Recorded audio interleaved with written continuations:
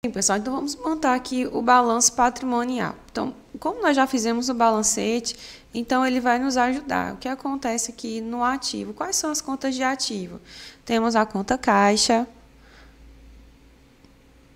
Conta caixa, o valor de 16.800. Quais são as outras contas de ativo? Veículos. Outra conta, ativo, temos móveis. Então, vocês irão identificar aqui e fazer essa divisão do que é ativo, do que é passivo, do que é patrimônio líquido. Equipamentos. E a conta banco, eu vou colocar aqui em cima, porque quando nós falamos de ativo, ele é estruturado a partir da ordem decrescente de liquidez. Quais são as contas que têm maior liquidez? É o valor que está em caixa, o valor do dinheiro que está em banco. Então, nós vamos ter a conta caixa com maior liquidez, a conta banco, essas duas, que a empresa pode movimentar esses recursos de forma imediata. Então, com o valor que tem na conta banco movimento, tem 10 mil. Temos no veículo, o veículo no valor de 20 mil. Os móveis é no valor de 2 mil. E os equipamentos no valor de 4.200. Também tem as mercadorias, tá? As mercadorias, sendo para comercialização.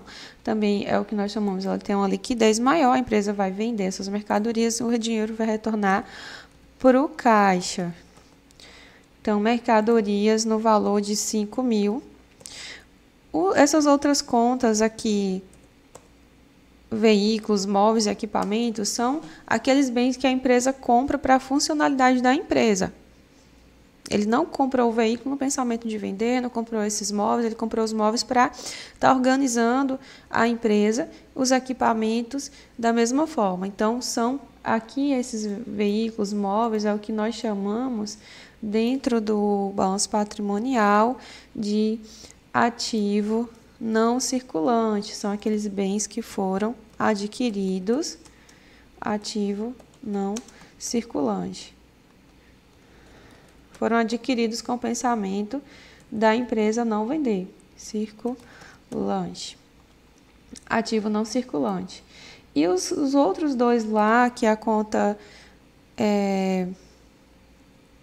caixa,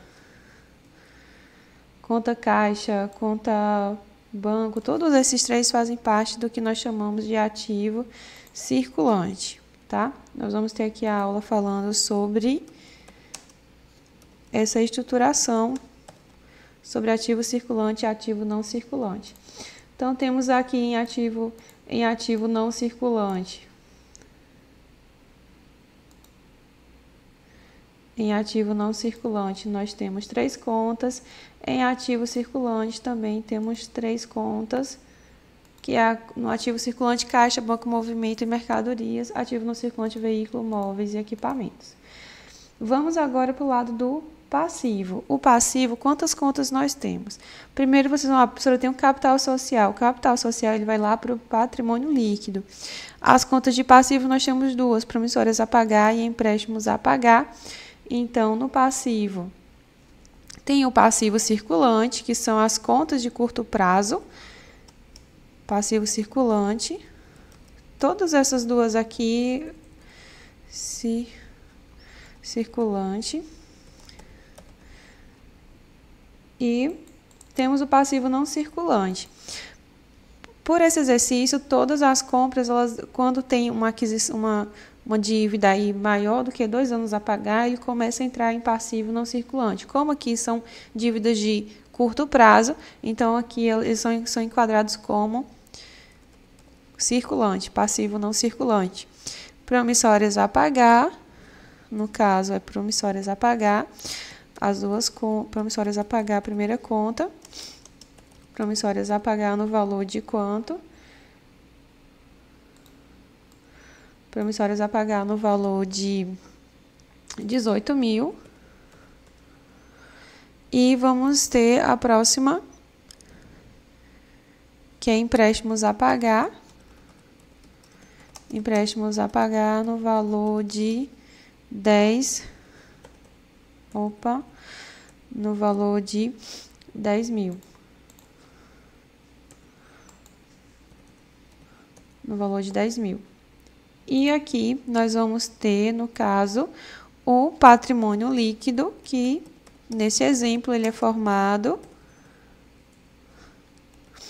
Patrimônio líquido, ele é formado apenas pelo capital social.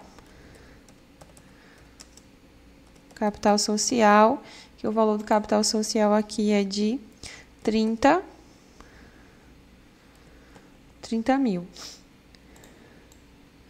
Eu vou até fazer aqui uma abertura do passivo não circulante, tá, pessoal?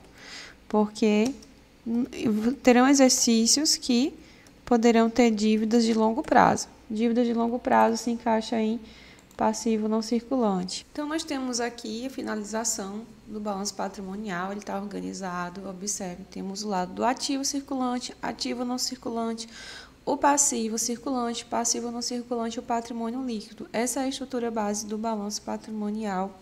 E aqui ele tem algumas contas que são as que mais aparecem, mas no balanço patrimonial ele tem muitas e muitas outras contas, certo, pessoal? Aqui é a questão do exemplo que nós vimos. E vocês vão observar aqui também, nesse exemplo específico, o balanço patrimonial, o total de cada um dos lados, tanto do ativo e do passivo, foi igual ao balancete de verificação. Então, o balancete de verificação é um demonstrativo que ele vai auxiliar muito na construção do balanço patrimonial. Vocês têm aqui, de um lado, a relação de contas, todas as contas, e o saldo de cada uma, que fez o balancete de verificação, vai ajudar bastante na construção do balanço patrimonial para identificar possíveis erros. No balanço patrimonial, caso não queira fazer o balancete, vou logo fazer o balanço patrimonial, pode fazer também, mas principalmente quando a gente começar a entrar com mais contas, então pode ocorrer erro que às vezes dentro do balanço vocês não vão identificar tão facilmente como é verificado se feito o balancete primeiro, tá certo? Então essa é a estrutura do balanço patrimonial. Neste exemplo que eu fiz com vocês, foi esses os valores, vocês conforme o exercício 1, o exercício 2 que vocês irão realizar, e nós iremos corrigir na próxima aula, nós iremos verificar aí se vocês conseguiram fazer esses primeiros lançamentos de débito e crédito e fechar o balanço patrimonial.